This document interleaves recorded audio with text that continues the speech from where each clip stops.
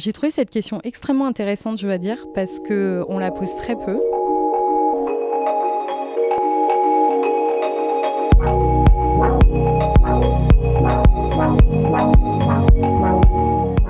La reconstruction post-conflit, la priorité elle est donnée à la reconstruction économique. Et souvent on peut avoir une idée que ça n'est pas forcément au bénéfice de la population, mais en réalité ça l'est aussi parce que c'est la première chose à reconstruire dans une société pour permettre aussi à la population de vivre. Je dirais plutôt quelle est la priorité entre la population et les intérêts politiques. Et une des questions, parce que moi je travaille là-dessus, juriste évidemment c'est ce qui m'intéresse, c'est que la justice, souvent, elle passe derrière. Elle passe derrière la reconstruction économique, elle passe derrière la réforme institutionnelle, même si la réforme institutionnelle accompagne la justice.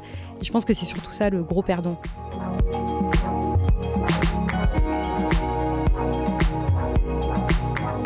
La question de la dimension mémorielle, en fait, elle fait partie des processus de justice transitionnelle. En Bosnie, on a eu exactement ce problème. Le travail de mémoire, il est extrêmement important. Il ne peut se faire que sur la base de faits sur lesquels plus ou moins tout le monde se met d'accord ou qui ont été établis par la justice, on va dire ça comme ça. Moi, j'ai une anecdote à Brčko, au nord de la Bosnie, on a eu des discussions pendant des années. Ils veulent faire des monuments à la mémoire des vétérans, on va dire, qui ont péri pendant le conflit, ce qui est tout à fait légitime.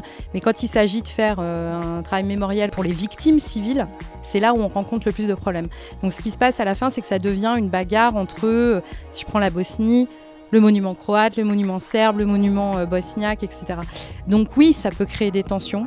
Complètement, parce que ce sont des enjeux aussi de propagande. Néanmoins, c'est absolument nécessaire et il faut absolument se battre pour qu'il y en ait, parce qu'on sait tous aussi, nous on peut en parler en France, on oublie les choses.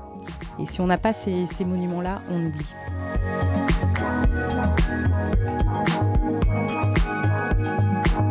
Alors ça, c'est une question qui est un petit peu difficile pour moi dans le sens où je me cache un petit peu derrière mon côté juriste, mais c'est vrai que j'ai pas d'analyse politique et la diplomatie française ou autre, c'est quand même la politique d'un État. Néanmoins, la question, par exemple, de la diplomatie française, on sait qu'elle a pu se poser, si on prend encore une fois, parce qu'on parle de ça, des conflits interethniques ou des crimes de masse, elle s'est posée notamment sur le génocide rwandais.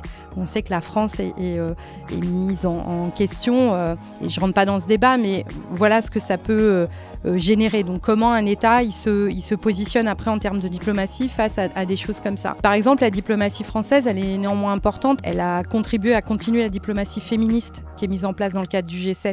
Et c'est important, moi qui travaille sur les violences sexuelles dans les conflits. Donc c'est une manière de se positionner et d'apporter un soutien dans les pays concernés sur des questions qui ont trait au conflit. Donc oui, elle est importante. Donc ils peuvent jouer des rôles extrêmement importants. Et puis en France, on a l'Agence française de développement. Et ça, on l'oublie un peu parce qu'elle fait partie quand même, en tout cas selon moi, de la diplomatie française. Et elle a un rôle extrêmement important dans l'appui à la reconstruction des sociétés post-conflit. Moi, mon ONG, on est financé par l'Agence française de développement. Donc je pense que c'est ça son rôle. Après, il ne faut jamais oublier qu'un État, il y a des enjeux diplomatiques, il y a des enjeux géostratégiques. Et un État, il défend ses intérêts avant toute chose.